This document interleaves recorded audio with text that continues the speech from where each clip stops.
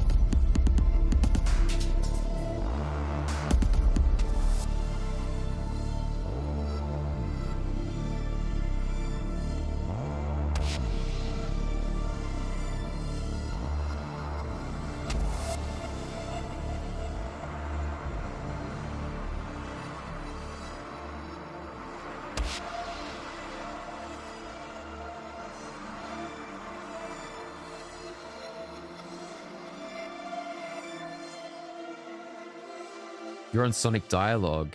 My name's Lindsay, here with Raul. If you're an FBI radio listener, you may be familiar with CORIN, but I've just showed my friend Raul from KCRW a song by her for the very first time, Vision M off her new record, Luxor Turner, from last year. Raul, what did you think? Man, I dug it. I like putting a sound to a visual. You know, normally the visual goes to the sound when you're talking like music videos or anything like that. But when you were talking like a Space Odyssey and kind of what is that aural representation of what light is? Yeah. When you mentioned that high pitched sound, I can totally hear that. But at the same time, you're talking about this kind of beat scene. And I can hear the influences of the classics. I can hear the influence of Underworld, Orbital, 808 State, the breaks from somebody like Hyper, and you mesh it all together, and I can hear how you get CORIN. Totally, yeah. The title itself, Luxor Turner, it translates to eternal light in Latin. So I guess that is kind of where it's taking its theme from. But also, like, yeah, the composer of that film, 2001: A Space Odyssey, yeah, inspired by that as well. There's a lot going on. It's definitely worth kind of delving into like the themes of the record, like what the artist has written about it. It's all really interesting. Yeah, that's definitely why I hear all those different inspirations and those different kind of like throwback sounds in there. You know, obviously the heavy breaks, the heavy bottom end as well, and just kind of those kind of stringy synths that just kind of hover over the top. Really cool stuff, man. Really cool stuff. And it definitely reminds me, in addition to some of those artists that I mentioned, it reminds me of somebody like Glitch Mob, who have obviously been in the scene quite a bit here in Los Angeles. And they've done so much. I mean, they've been going at it since like the mid 2000s, like maybe 2005, 2006, something like that. But multiple albums. You know, you got Ed and Josh, you know, who have been the duo, the primary members of the group, but they're still at it with brand new music. So I want to play you something from Glitch Mob, and this one's called Infinity, and I want you to see if there's a little bit of a relation between the two. Let's do it. So why don't we check it out right now on Sonic Dialog. You got FBI Radio, you got Raul Campos from Los Angeles. Let's get into it.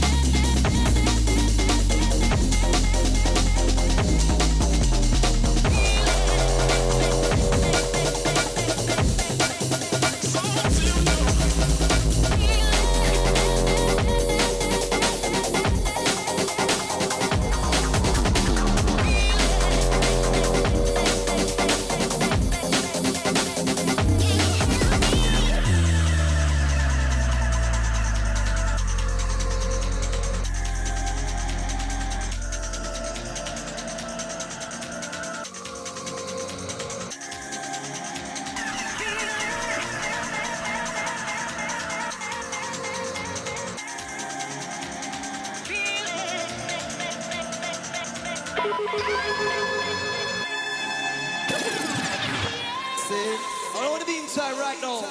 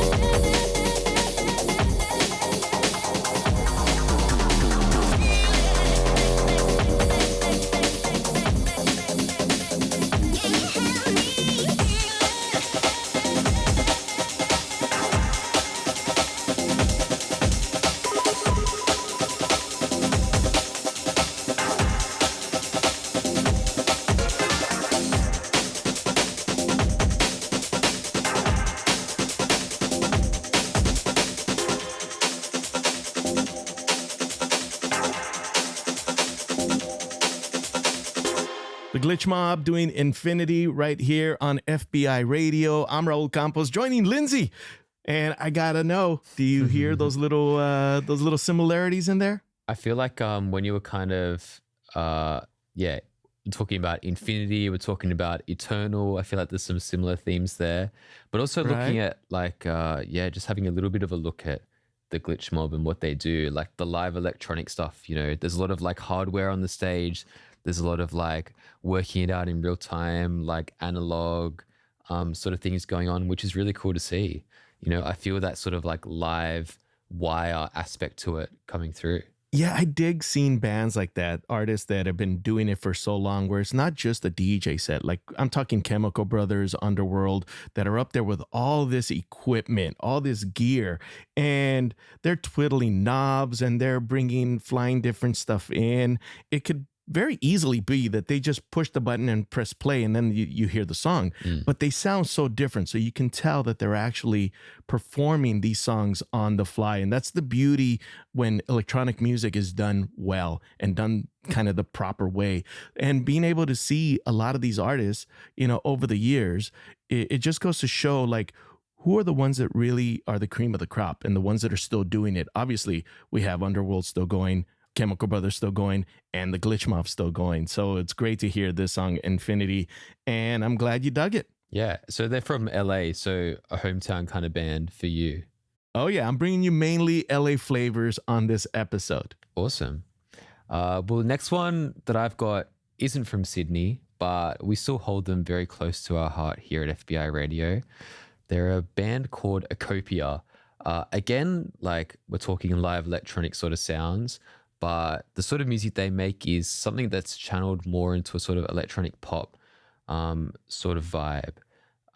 Taking a lot of cues from a lot of like Australian electronic pop music from the past as well. Also from the dance music scene as well, but they're also their same thing. So there's quite a few things going on. So let's have a listen to it now. This is Holding On. It's a track from their debut self-titled record from last year. Acopia is the band's name. This show, Sonic Dialog.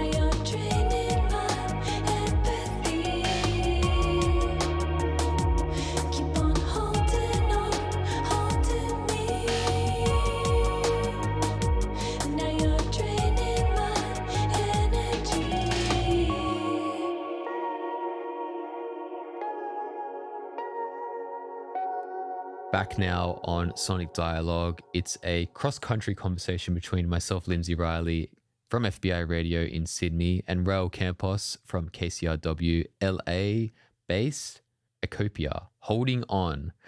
Raul, what'd you think of Acopia? Being on the radio for as long as I've been and loving electronic music, you can only play so much unless you're on like at, 2, 3 o'clock in the morning when you can get really progressive and push it to kind of the outer limits of like break beats and house music and techno. But I'm on like in the middle of the afternoon. So if I want to play something electronic, it has to have vocals. And Acopia, those vocals are beautiful, ethereal.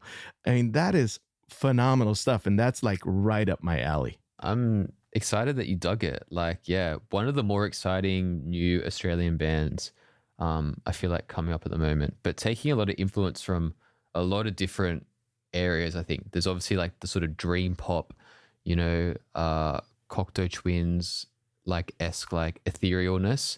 But they've also taken a lot of influence from, I'm not sure if you're familiar with this other Australian band, Hate Rock.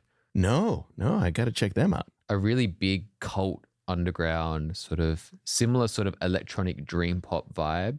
So I feel like Acopia have taken a lot of influence from them. Also, they're both from Melbourne. But I feel like what makes Acopia unique as well is they've kind of taken this like real sort of influence from the progressive techno trance sort of music scene that's quite popular at raves in Australia. A few of the members like make music in that sphere as well, members of the band. So I feel like that has come into this project. Maybe not as much on this song, but in some of their other music as well. You kind of hear that kind of like, it's like just really subtle flourishes of like techno or sort of proggy trance music that kind of gives them something unique as well. Yeah, I can hear some of those classic synths in there that really kind of give us the stabs that you would normally hear in techno tracks or even trance music, like you said, but so mellow and just kind of beautiful, and it's just lush. And that's the, and I kind of always bring it back. If you can make a song be very powerful with minimal drums, then you got something, because then you can take it anywhere. You can put any kind of drums on it, whether it's 4 on the floor, you can put breakbeat drums, you can speed it up, slow it down, but the essence of the song is still what's going to be driving. So that's cool, man. Yeah, definitely. The next song you've brought me, similar sort of tip. Where are we heading with that? Hearing that track, I'm thinking of like people like 07 coming out of the UK, and there's a bunch of great like artists that do this like just beautiful down-tempo music, but they can also rip it up and play fantastic house sets, So again, it takes it back to that tempo is just one thing to create dynamics. But the song that we're going to get into is by an LA-based artist. They're called Cannons. They're a trio. I don't know if they've made it across the pond yet. Have you heard of them in Australia? Haven't heard of them, no. Okay, Michelle Joy, her vocals, phenomenal. They've played at festivals like Coachella. They're touring all over the world. And, they started at small little venues here in Los Angeles. I kind of take pride in saying that I'm one of the DJs that have championed them. I wasn't the first one to play it. I'm not going to take that credit. I give that to Valita, one of our fellow DJs over at KCRW. But I just grew so attached to the music, and being able to run into them at their shows and being able to just chat with them. They're really a lovely trio. All 3 of them are fantastic. But like you said, it's the instrumentation that they can perform live, because they're not just playing to tracks. It's guitars, keyboards, drums, and you put Michelle's vocals on them. They're fantastic. So I can't wait for you to check this one out. It's called Loving You from their latest full length. Let's do it. On Sonic Dialog right now. This is play, Lindsay. I always say they kind of play to the sunshine. Can you hear the sunshine in their music? Yeah, I mean, just comparing it to Acopia, I feel like it's gloomy Melbourne weather, which you may not know. Melbourne is notorious for its very strange weather. So it's gloomy, it's a bit nostalgic, it's a bit melancholic, whereas Cannons, it's LA, it's sunshine, it's romance. It's, we're at some beautiful music festival, sitting on a hill, watching this band at like sunset. I can see it all already.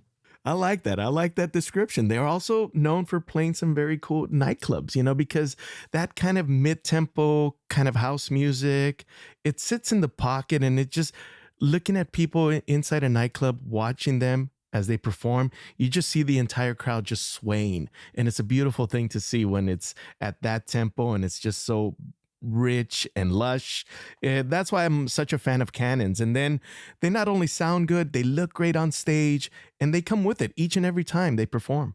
Totally. I feel like you can definitely hear that sort of dusty, late night nightclub sort of vibe. I feel like that suits that really kind of like shimmery disco pop sound well. Some famous LA nightclub, like I get it. I get that vibe. Well, I really hope they make it to Australia pretty soon because their live show is fantastic. It never disappoints. And like I said, I've seen them at Coachella and I've seen them at venues. They've bumped up from venues. The first time I saw them, it was like a little 200 capacity room. The next time was 800. Then they bumped up to like a 2,000 capacity room. And then they end up showing up at Coachella, which is obviously tens of thousands, and they just had the crowd eating out of the palm of their hands. And then to move on to more festivals around the world. So I really hope they make it to Australia very soon. Yeah, 100%. I feel like we're developing a bit of a theme here where all these artists, electronic artists we've talked about today, they also all seem to be formidable live acts, which I feel like is a fun theme. Absolutely. Absolutely. What is the next song that you have for me? I can't wait to check this out. I mean, another great live performance act, but also a great, musical project in themselves. They're a Sydney duo, 700 Feel. They're one of the more cult sort of beloved underground Sydney electronic acts. A duo. Their stage names are MySpace One and Johnny Rebook. That's not their real names, but it's the names they go by for 700 Feel. Okay. How I describe it is a meeting between sort of sound collage, but subtle, dancey electronic music. They kind of weave sound recordings, storytelling, and mood atmospheric sort of sounds with really interesting sort of experiments in breakbeat, in sort of sounds like hip hop, UK bass music, but also genres like cumbia as well, and some interesting other Latin dance music sounds. Really unique duo. Great live act as well. Very much rep where they're from, Western Sydney, their friends, their experiences there. A sort of melancholic suburban nostalgia vibe. Very, very interesting duo, and make some really brilliant music, which I'm excited to share with you. I can't wait to hear this one as well. This is 700 Feel, Ain't Shit Changed. You're on Sonic Dialog.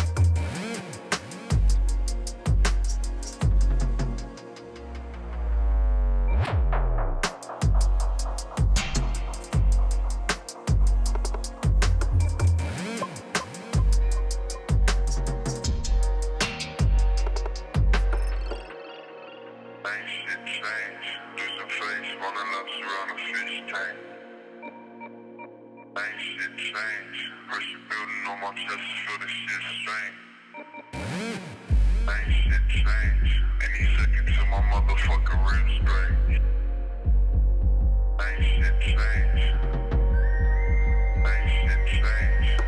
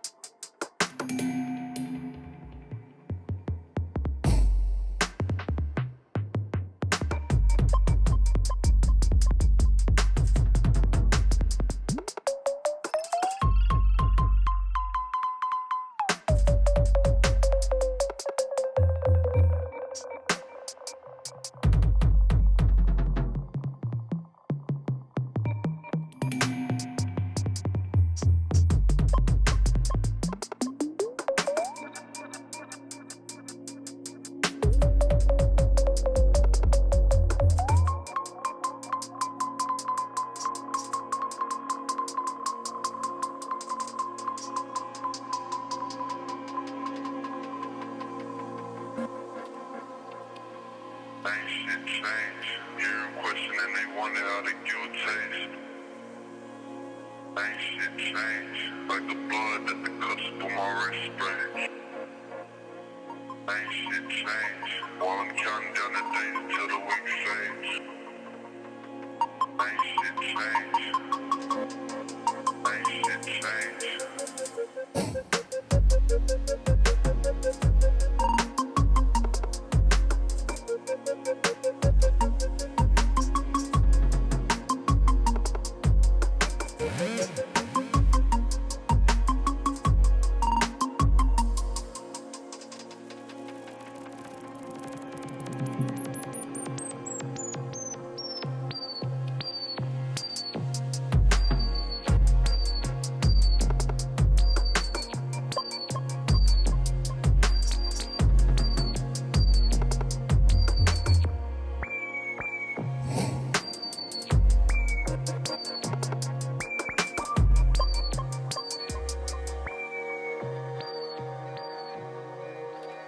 Back now on Sonic Dialog.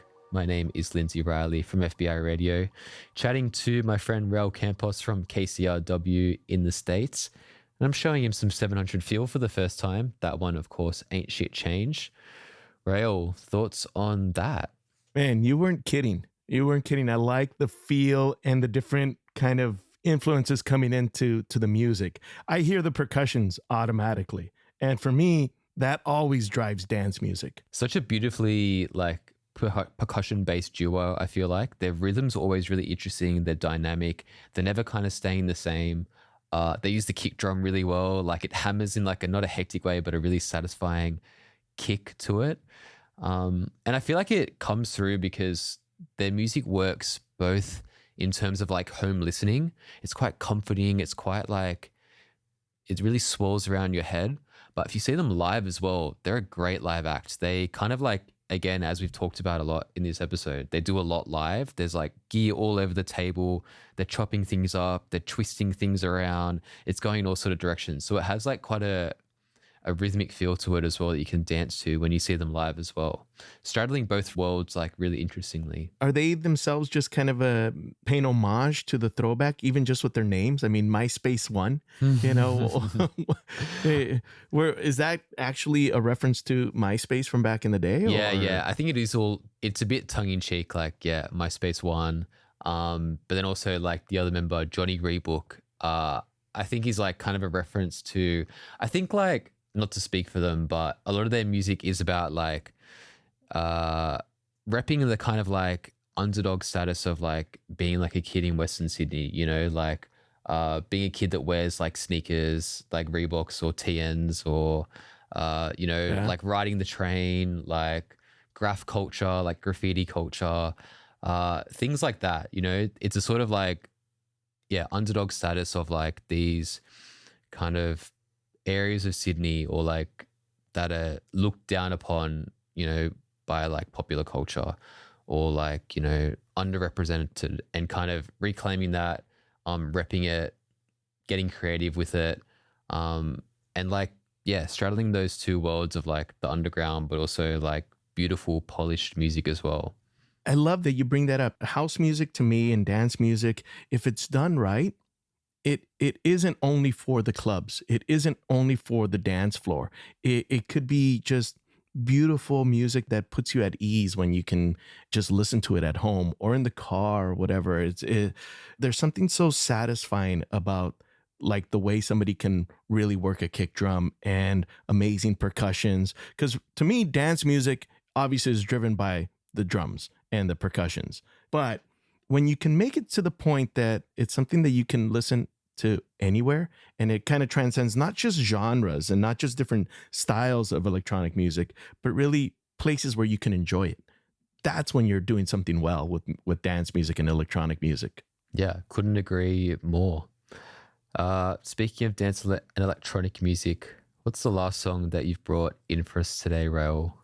Well, that leads me to this next artist that we're going to check out. Now, I mentioned, you know, primarily LA artists, even though TYGAPAW is from New York, but performs many times in LA and has played all over. And the thing is, they make a type of music that is not just one style. Like if you hear the album, Love Has Never Been a Popular Movement, it features so many different styles where they go from breakbeat to house to some kind of melodic down tempo, even to like some crazy rave breakbeats. And me being a massive house head and kind of understanding the mentality where it's coming from, you know, I think immediately of people like Larry Levan, who was one of the original DJs back in the day at the Paradise Garage, and was creating something that was all inclusive for a community that was really underrepresented. Now, when you talk about TYGAPAW, a big movement for the music was for Black, queer, and trans community nightclubs all across New York. And it kind of brings me back to kind of what Larry Levan was doing at the Paradise Garage, or somebody like Frankie Knuckles in Chicago at the Warehouse, you know, and that's where these kind of foundations come from for an artist like TYGAPAW. But I really want you to hear this one called Glamour Rhythm. I'm excited. Love the name of it. Let's get into it. This is Sonic Dialog.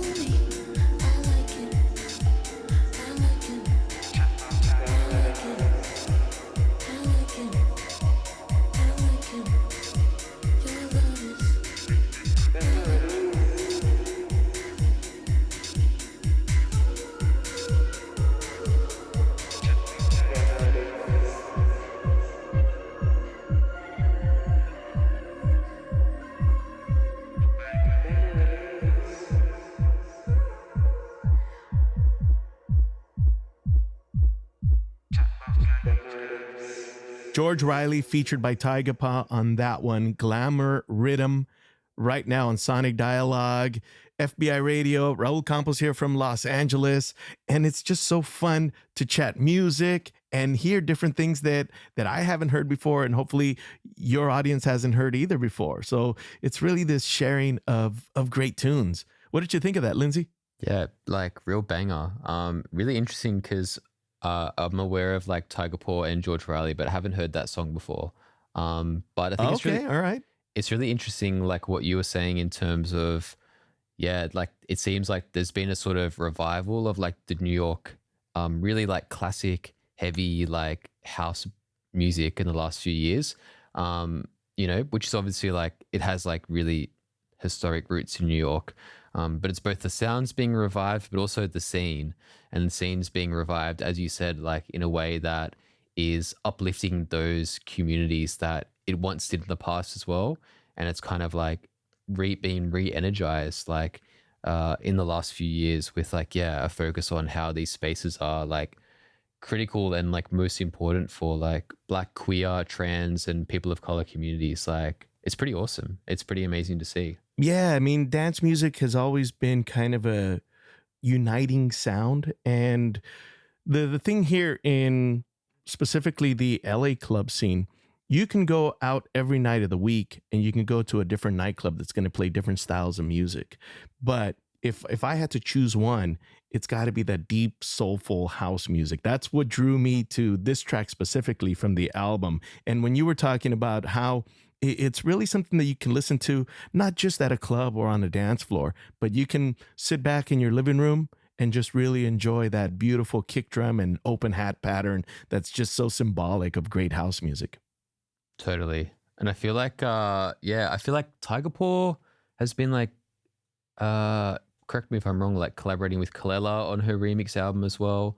I think George Riley like collaborates with a lot of artists as well, and kind of like does like house, but can do like electronic pop as well. So both like really amazing and dynamic artists. Yeah, you're bringing in even that beautiful vocal into kind of an R&B sensibility into what would be just a total like dance floor driver. So it's cool to see that they're meshing all these different genres. If you hear the album, they go from one version or one genre to another, to another, to another, but it still flows like an album should, where it does have this kind of underlying thread that keeps it all together. Totally. Yeah, it's exciting. Have you seen either of them DJ before? Have you been lucky enough to? Not live. I've seen a bunch of like boiler rooms, but I haven't seen TYGAPAW in person. And I'm hoping that day comes very, very soon. Totally.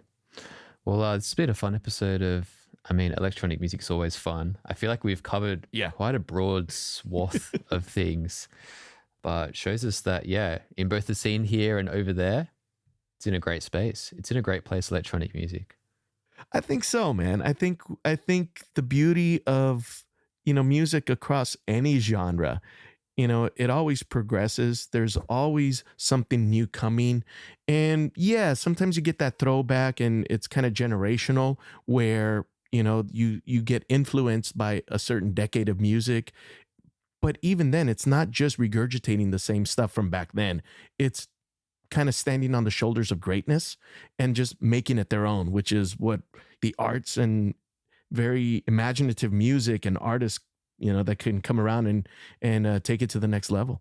Totally. I feel like, because electronic music is probably one of all the like major genre groupings, like the newest, like, everyone's really aware of the history they draw, or the best artists are really aware of the history they're drawing from and pay respect to it and then take from it and make new things in really creative ways. Absolutely, man. Absolutely. Well, Lindsay, hey, thank you so much for allowing me to come into your airwaves and share a little bit of the music from LA and from the States.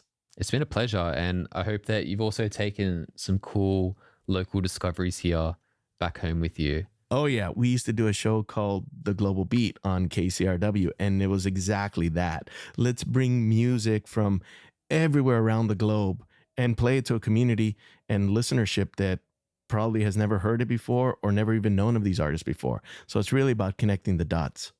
Totally. And I feel like that's what music is all about. It's all about connecting and community and sharing things and discovering things together. Yeah, man, it's that universal language, right? It doesn't matter what color, where you're from, what language you speak, music just supersedes it all. So I really appreciate the time. Likewise. Well, that wraps us for another week of Sonic Dialogue. It's been a great time hanging out with my good friend Raul from KCRW. I'd like to thank our producer Adam Burke, also Aaron and Sarah on production support, and the US Embassy. All of them for making this happen. It's been great fun sharing music across the seas and across the airwaves. Raul, goodbye for now, but hopefully not forever.